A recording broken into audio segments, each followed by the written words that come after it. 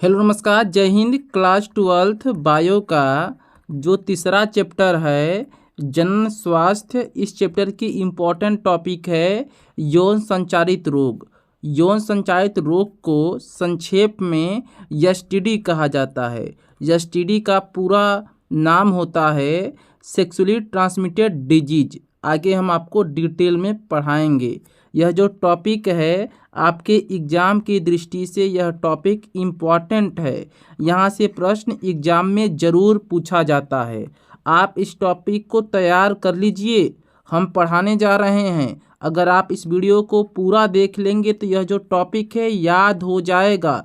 कोई भी प्रश्न, चाहे शॉर्ट क्वेश्चन या लॉन्ग क्वेश्चन, अगर इस टॉपिक से पूछा जाएगा और अगर आप मेरी वीडियो को देख लेंगे ना तो आप सही उत्तर लिख पाएंगे, कभी नहीं भूलेंगे।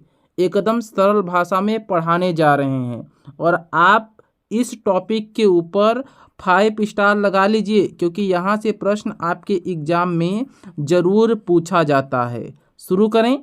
यौन संचारित रोग। इस वीडियो में हम लोग जानेंगे यौन संचारित रोग किसे कहते हैं, यौन संचारित रोग कौन कौन से हैं, यौन संचारित रोग के लक्षण क्या होते हैं, यौन संचारित रोग किस अंग को प्रभावित करता है। पूरी जानकारी आज के इस वीडियो में हम आपके साथ साझा करेंगे। लेकिन सबसे पहले आप समझिए यौन संचारित रोग किसे कहते हैं। तो ऐसे रोग जो यौन संबंध के द्वारा फैलते हैं, ऐसे रोग जो यौन संबंधों के द्वारा फैलते हैं, उन रोगों को यौन संचारित रोग कहते हैं। जैसे कि एड्स एक यौन संचारित रोग है और यौन संचारित रोग को संक्षेप में एसटीडी कहा जाता है और एसटीडी का पूरा नाम होता है सेक्सुअली ट्रांसमिटेड डिजीज।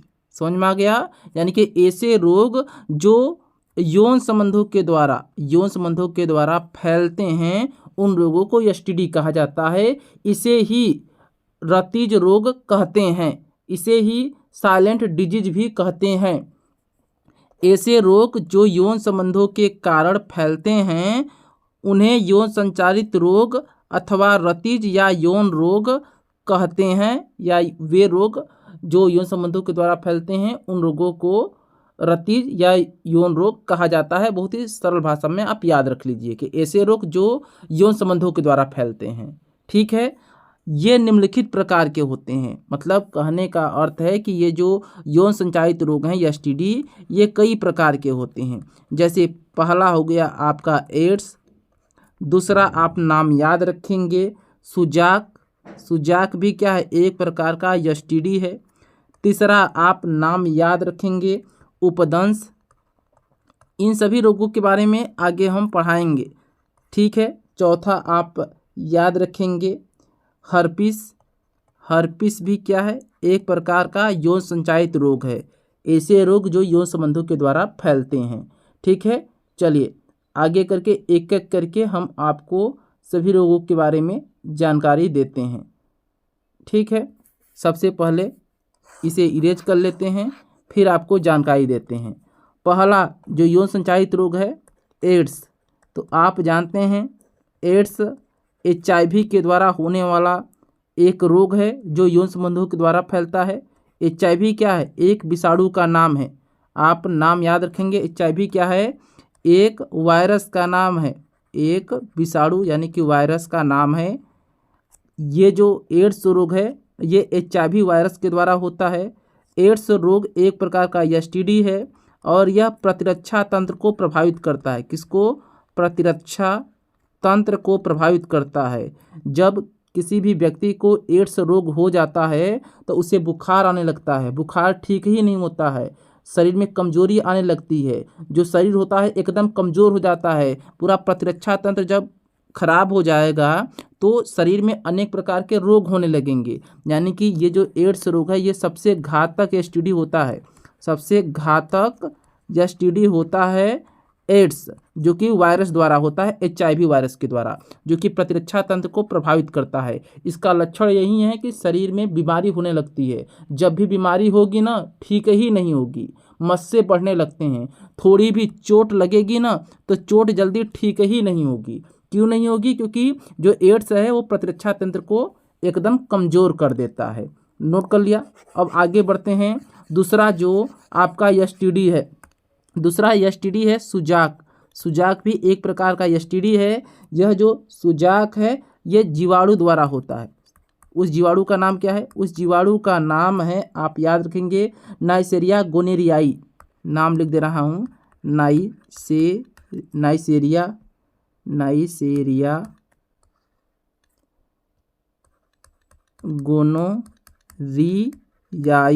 गोनोरियाई नाम है, आप याद रखेंगे। नाइसेरिया गोनोरियाई जीवाणु द्वारा सुजाक यौन संचारित रोग होता है। ये जो सुजाक रोग है ये मूत्र मार्ग को प्रभावित करता है। किसको? मूत्र मार्ग को प्रभावित करता है, यानी कि मूत्र मार्ग में क्या जाती है? सूजन आ जाती है। और सुजाक का एक प्रमुख लक्षण है कि मूत्र त्याग के समय जलन होता है।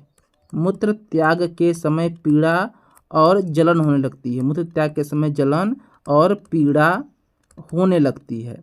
ठीक है, क्लियर हो गया। तीसरा नोट कर लेंगे। जो तीसरा आपका STD है उपदंश। जो उपदंश है वह भी जीवाणु द्वारा होता है। नोट कर लेंगे।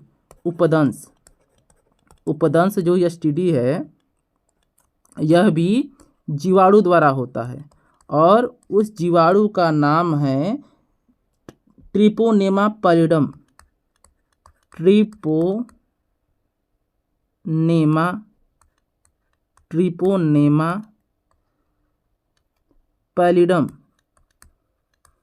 ट्रिपोनेमा पैलिडम के द्वारा उपदंश STD होता है।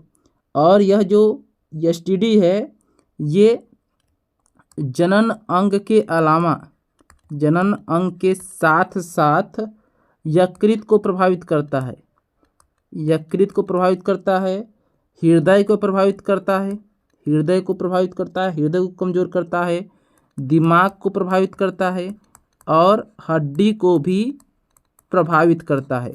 नोट किया। जो उपदंश है एक ऐसा STD है, यौन संचारित रोग है जो यौन संबंधों द्वारा फैलता है। यह ट्रिपोनेमा पैलिडम जीवाणु द्वारा होता है। जनन अंगों के साथ साथ यकृत, हृदय, दिमाग और हड्डी को कमज़ोर बनाता है। ठीक है, क्या करता है? हड्डी को कमज़ोर बनाता है। इसमें क्या होता है कि जो नर होता है और जो मादा के जनन अंग होते हैं उस पर छोटे छोटे दाने होने लगते हैं। छोटे छोटे लाल रंग के दाने उत्पन्न होने लगते हैं। ये लक्षण है आपका उपदंश यौन संचारित रोग का। ठीक है, एक और मैंने नाम लिया था आपका जो चौथा STD है जिसके बारे में आपको पढ़ना है, हर्पिस। अगर हम बात करते हैं हर्पिस की तो जो हर्पिस है ये सिंपलेक्स विषाणु द्वारा होने वाला STD है। सिंपलेक्स विषाणु द्वारा ये होता है हर्पिस, सिंपलेक्स विषाणु द्वारा। ठीक है, नोट कर लिया आपने, सिंपलेक्स विषाणु द्वारा होता है। हर्पिस रोग में जो मादा की योनि होती है उस पर छाले बनने लगते हैं। क्या बनने लगते हैं? छाले बनने लगते हैं। ठीक है, हाँ, सबसे घातक होता है एड्स। चलिए एक मैं प्रश्न पूछता हूँ जिसका आपको उत्तर बताना है। ऐसे 2 STD का नाम बताइए, यानी कि ऐसे 2 STD का नाम बताना है, यौन संचारित रोग का नाम बताना है जो विषाणु द्वारा होता है। बताइए। उसका उत्तर हो जाएगा आपका एड्स और हर्पिस। ठीक है, मिलते हैं नई वीडियो में, तब तक के लिए जय हिंद, वंदे मातरम।